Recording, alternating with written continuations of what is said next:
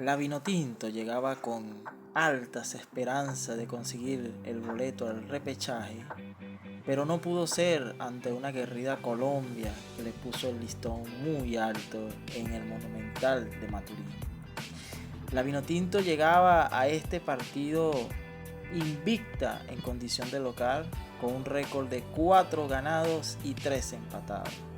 Todo parecía que iba a lograr la victoria, pero no pudo ser. Logró la Vinotinto ser la misma Vinotinto en ocasiones anteriores. Ha fallado los partidos importantes. Muy buenas tardes o buenos días, amigos, dependiendo de donde me estén escuchando y viendo este video. Bienvenidos a mi canal, El Ananista Senior. Mi nombre es Fernando Ultrich. Sean todos y todos muy bienvenidos. La Vinotinto no es la primera vez que ha enfrentado estas situaciones de dificultad. Ya para eliminatorias al Mundial del 2006, en octubre se enfrenta en un partido decisivo ante la selección de Paraguay. Un partido donde Venezuela empezó atacando. Venezuela buscó insistentemente el arco contrario, pero Nelson Aedo Valdés en contragolpe anota el único gol de Paraguay y deja a la Vinotinto sin opciones al Mundial del 2006 en Alemania.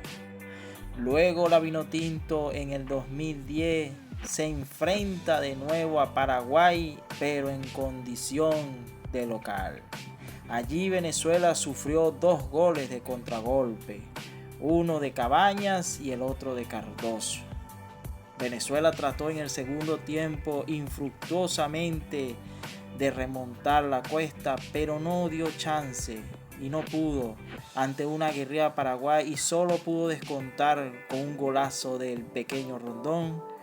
Pero Miku Fedol, el delantero que en ese entonces hacía vida en el fútbol español, falló un penalti y no pudo Venezuela ni siquiera arañar un empate o lograr la victoria que le fuera dado grandes opciones de ir a Sudáfrica 2010. Es lamentable que la selección de Venezuela falle siempre el partido decisivo y que esas imágenes tristes vuelvan otra vez, una y otra vez, a repetirse en el historial desdichado de la selección venezolana. Luego llegamos al año 2013.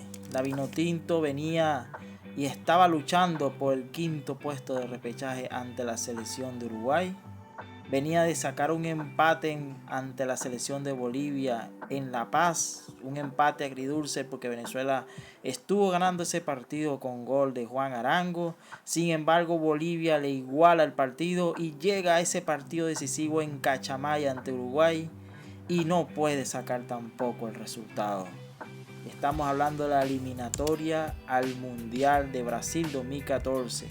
Un solitario gol del delantero estrella de la selección uruguaya, Edison Cavani, deja a Venezuela sin opciones prácticamente, ya que Uruguay le iguala a 16 puntos.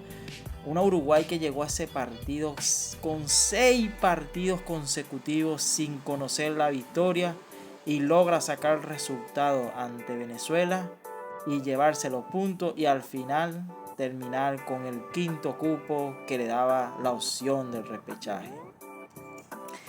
A lo largo de la historia Venezuela, estamos hablando de 3 eliminatorias que Venezuela estuvo en competencia, que se mostró como un equipo con grandes opciones, con un juego efectivo. Venezuela nunca pudo sacar el resultado. Estamos hablando de las eliminatorias al Mundial del 2006, las eliminatorias al Mundial de Sudáfrica 2010 y la eliminatoria al Mundial de Brasil 2014. Lo que se repite una vez más en esta eliminatoria hacia el Mundial de Estados Unidos, México y Canadá 2026. Antes del partido con Colombia había especulación. Mucha gente decía Colombia va a venir con equipo alterno. En este partido Venezuela va a ir con todo. Se pudiera dar un empate. y pudiera darse también el empate en el alto entre Bolivia y Brasil. Lo cierto del caso es que ninguno de los dos escenarios se le dio a Venezuela. Venezuela tenía que contar y hacer un juego efectivo y contar con su propio resultado. Tenía que sacar la victoria sí o sí ante la selección cafetera y no lo pudo lograr. Entre los factores que incidieron para que Venezuela no pudiese lograr esa victoria, tenemos en primer lugar una defensa vulnerable. Algo que se repitió en todo el ciclo eliminatoria del profesor Fernando el Bocha Batista.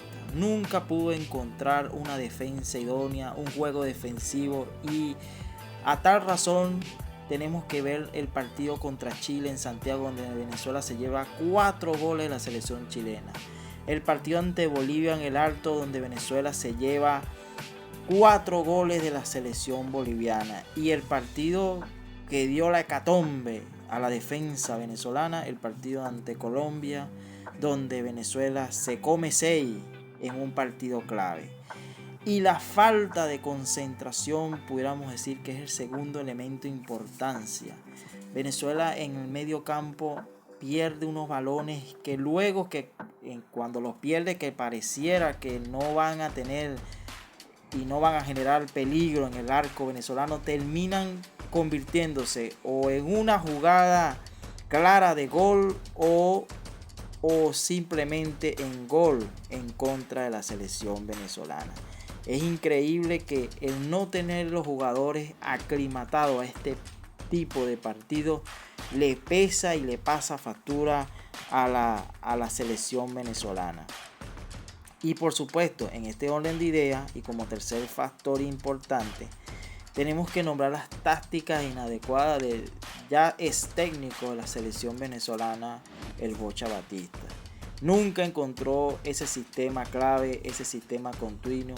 Si bien el partido ante Colombia jugó con un 4-4-2, con un Telasco Segovia que empezó con todo y jugó como ese hombre de referencia en el medio campo, y con 2 extremos, con 2 volantes extremos, con Edward Bello y Jefferson Soteldo, nunca Venezuela pudo encontrar ese equipo que pudiera amalgamarse, que pudiera tener sintonía en el campo. En Argentina, en el Monumental, jugó con una línea de 5 que nunca pudo desdoblarse al ataque, y cuando Argentina logró encontrar el time al partido, Argentina fue más y atacó a la selección venezolana.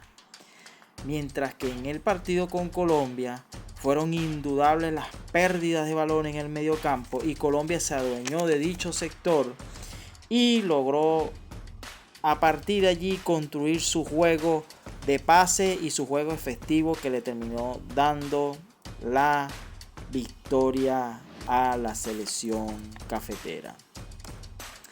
Como cuarto factor tenemos que nombrar la falta de gol. Si bien en el último partido Venezuela logró concretar 3 goles, hubieron partidos en este ciclo donde Venezuela no pudo concretar goles. En el partido ante Uruguay, donde Uruguay vino con un equipo prácticamente C, Venezuela no pudo anotar y ser efectivo ante las innumerables ocasiones que en ese partido creó. En el partido ante Ecuador en casa, que quedó igualmente igualado a 0, tampoco Venezuela pudo anotar goles. Y esa falta de precisión y de gol hizo que llegáramos al quinto factor de importancia, a tener que jugar ese último partido ante la selección cafetera con una presión psicológica. Esa presión de los medios, de la fanaticada, del entorno de Venezuela, de tener que sacar ese partido y ese resultado sí o sí. El peso de la necesidad de ganar en casa incidió sin lugar a duda en la confianza, y lejos de ser un factor que motivara a los jugadores, que le hiciera sacar ese 1000%, fue un factor que lamentablemente se impuso como un cerro inalcanzable, como una meta inalcanzable para estos jugadores que, como ya hemos dicho, no están aclimatados a jugar este tipo de partido. Entonces, ¿qué es lo que queda? Lo que queda de este partido y de todo este ciclo es una gran reflexión. Tenemos un torneo local que hay que potenciar. Tenemos unas categorías menores que hay que seguir trabajando. Indudablemente muchos jugadores de la selección tendrán que dar su paso a costado y darle la oportunidad a jugadores de nueva juventud, una sangre nueva, con una nueva perspectiva. Y el entrenador que se vaya a traer a la Vinotinto necesariamente tiene que trabajar con los recursos que da el torneo local y con las condiciones propias de Venezuela. Porque muchas veces se comparan los procesos de Venezuela con Ecuador o de Venezuela con Colombia, que es el país más cercano que tenemos.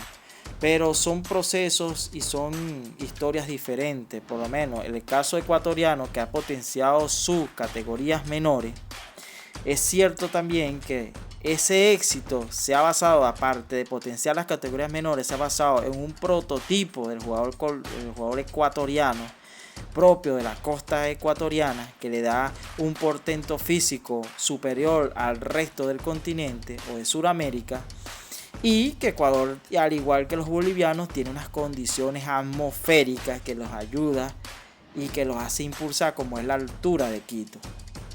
Entonces Venezuela tiene que contratar un entrenador que venga a trabajar dentro de las deficiencias propias del fútbol venezolano, con un torneo que no es competitivo, pero que hay que potenciar.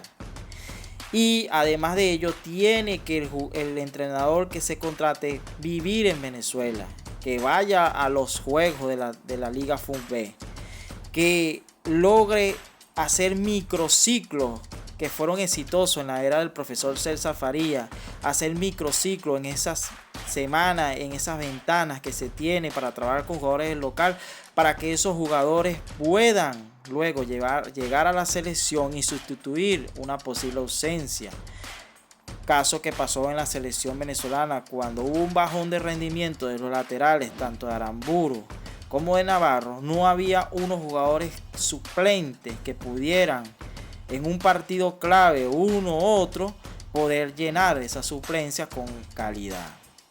Además de eso, tenemos que trabajar en el torneo local en que se pueda encontrar un lateral izquierdo. Es el caso que siempre ha tenido Venezuela. Venezuela siempre ha tenido un eslabón débil en el lateral izquierdo. Era el caso cuando jugaba el zurdo Roja, un volante que el profesor Richard Páez lo puso a trabajar como lateral izquierdo. Muchas cosas tienen que trabajarse en el fútbol venezolano. Yo creo que de Venezuela haber clasificado al Mundial hubiera sido una alegría muy grande, hubiese sido una alegría extraordinaria para el pueblo venezolano en medio de sus vicisitudes, pero hubiera tapado muchas debilidades que tiene el torneo local, muchas deficiencias que tiene el fútbol venezolano y que no vienen de ahorita, sino de años, de décadas. Entonces este varapalo, esta caída tiene que servir o tiene que influir para que los que toman decisiones hagan un vuelco real y efectivo a lo que es el avance del fútbol venezolano. Es importante que se vea con mucha prudencia lo que es la incidencia de la política en el fútbol venezolano, ya que los medios públicos, las instituciones públicas y las instituciones privadas o semi-privadas son instituciones de naturalezas distintas y es necesario formar los entrenadores. Sería de muy buena idea que en vez de traer una estrella, por ejemplo, como Ronaldinho, se traiga un entrenador de renombre o varios entrenadores de renombre y hagan una especie de talleres o cursos de actualización para entrenadores del fútbol venezolano. Y por allí surgen las ideas y por allí surgen los proyectos y las visiones. Lo cierto es que la Vinotinto tiene que despegar, tiene que lograr su objetivo de avance en el fútbol venezolano y hacia las próximas eliminatorias tiene que construir no solamente un equipo competitivo, sino un fútbol venezolano más sólido. Bueno, muchas gracias por escuchar.